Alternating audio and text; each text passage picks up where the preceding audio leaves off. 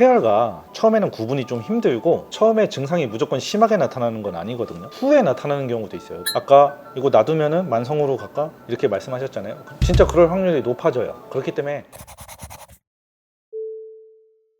네, 이제 여러분들이 궁금해하셨던 신생아 태열에 대해서 우리 김윤수 원장님과 많은 대화를 나눴고요. 그럼 바로 이어서 아토피, 네. 정확히 말하면 아토피 피부염에 대해서 좀 여쭤보려고 해요. 네. 일단 우리 정의부터 네. 아토피 피부염이란 이거다. 우리가 아토피라고 표현을 하는데요. 보통 정확히 표현을 하면은 피부에 생긴 만성 염증성 습진 질환이라고 생각을 하시면 돼요. 아토피 피부염과 천식, 비염 이 세 가지를 다 있을 때 아토피라고 하는 거고, 이 세 가지를 다 가지고 있는 경우는 사실 흔하지 않거든요. 근데 정확히 구분을 안 하고 그냥 아토피 피부염이 있다 이러죠. 그래서 아토피는 그 나이에 따라 좀 구분할 수가 있는데 2세 전이냐 2세 이후냐로 구분을 하는데, 2세 전에는 얼굴, 귀 뒤, 목, 팔꿈치나 무릎처럼 펴지는 부위에 2세 전에 생기는 부위고, 2세 이후에는 접히는 부위, 그러니까 팔오금, 다리오금 여기에도 생겼으면 이제 아토피가 계속 유지되고 있는 거예요. 그 다음에 동반 증상으로 같이 나오는 게 입술염, 입술에도 계속 트거나 염증이 생기는 경우, 또 하나는 유두습진이라고 하는데 특히 청소년기 여자아이한테서 한쪽에만 생기는 습진이 있거든요. 그러면은 이 아토피가 점점 심해지고 있다는 거고, 아토피의 동반 증상으로 보시면 돼요.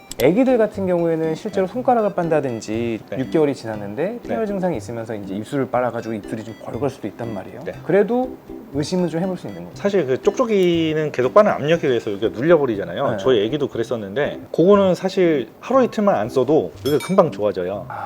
근데 아토피 동반 증상이 나타나는 입술염은 전형적으로 각질이 좀 많이 생기고 각질 하얗게 네. 된다는 거죠. 그렇죠. 네. 그다음에 이렇게 갈라져요, 입술이. 우리 입술 건조해지면 갈라지잖아요. 그것처럼 또 하나는 피부 간지러움이 굉장히 심하거든요. 그래서 계속 긁게 돼서 태선하라 그래가지고 그쵸. 중간중간에만 이렇게 두꺼워지거나 그게 오래되면 이제 색이 변해요. 그래서 딱 보면 전형적으로 피부색이 좀 다르다 이런 걸 느낄 수가 있어요. 2세 전에는 좀 더 빨리 좋아질 확률이 높은데 2세 이후에 접힌 부위에도 생긴다. 얘는 약간 만성으로 갈 확률이 높아져요. 다만 태열과 처음에는 구분이 좀 힘들고 처음에 증상이 무조건 심하게 나타나는 건 아니거든요. 후에 나타나는 경우도 있어요. 그러니까 청소년기 지나고 나서 아토피가 심해지는 경우도 있고, 그래서 성인 아토피라 그래가지고 그때 심해지는 경우도 있고, 또 임산부 같은 경우는 출산 직후에 호르몬 변화 때문에 그 임신성 아토피염이라는 것도 있거든요. 그래서 증상이 너무 다양하기 때문에 일단 의심이 되면 진단을 받아보시는 게 가장 좋다 이렇게 생각하시면 될 것 같아요. 그 악화 요인이 뭐가 있을까요? 그러니까 아기 때라면 이거는 가족력이 좀 영향을 줘요. 태열과 가족력. 다르게 네. 가족력이 75에서 80% 정도 가족력이 있다고 하고요. 만약에 부모님 중에 한 분이 아토피가 있으면 자식한테 아토피가 나타나는 확률이 50%, 두 분 다 아토피가 있으면 70% 이상이라고 이제 알려져 있어요. 또 하나는 이제 우리 어릴 때는 사실 우리가 노는 환경이 지금처럼 막 이렇게 위생을 따지진 않았어요. 그래서 지나가다가 나뭇잎에 열매 있으면 따먹고 방구차라 그죠. 오면 막 쫓아가다가 막 그런 거 다 맞고 이랬잖아요. 방구차는 요즘 세대는 모릅니다. 있지 않나요? 없어요. 없나요? 요새는 위생 개념이 너무 높아져가지고 엄마들이 좀만 해도 못 만지게 하고, 감기 좀만 걸려도 바로 병원 가버리고 이러잖아요. 사실 자연적으로 면역력을 겪으면서 강화되는 시간이 필요한데 이제 위생관념이 너무 높아지면서 오히려 면역력이 더 떨어졌다. 그래서 그런 거에 의해서도 이제 아토피가 더 잘 생길 수가 있고, 또한 이제 음식, 옛날에 비해서 인스턴트 같은 거 많이 먹잖아요. 안 먹을 수는 없어요, 사실. 그 아토피 환자한테 뭐 조심해야 돼요 이러면 저도 말하면서 약간 민망한 게, 치킨, 피자, 고기 튀긴 거, 햄버거, 감자튀김, 편의점 음식. 그 말 하면서 그러면 이 사람은 뭘 먹고 살아야지 이런 생각 하거든요. 사실 그걸 다 가릴 수는 없는데, 그래도 아토피가 있으신 분들은 기름기가 좀 많이 들어간 거, 튀긴 음식 이런 걸 조심하시는 게 좋기는 합니다. 가장 흔하게 알려진 게 밀가루거든요. 그렇죠. 밀가루를 피해야 된다. 밀가루도 실제로 아토피를 악화시키나요? 시키는 걸로 알려져 있어요. 그런데 사실 밀가루가 안 들어간 음식을 찾기가 쉽지 않거든요. 음식을 사실 다 가린다는 거는 쉽지가 않은 문제인 맞습니다. 것 같기도 해요. 우리가 또 밀가루를 드시는 분 중에서 약간 유행하는 게 막 글루텐 프리 그렇죠.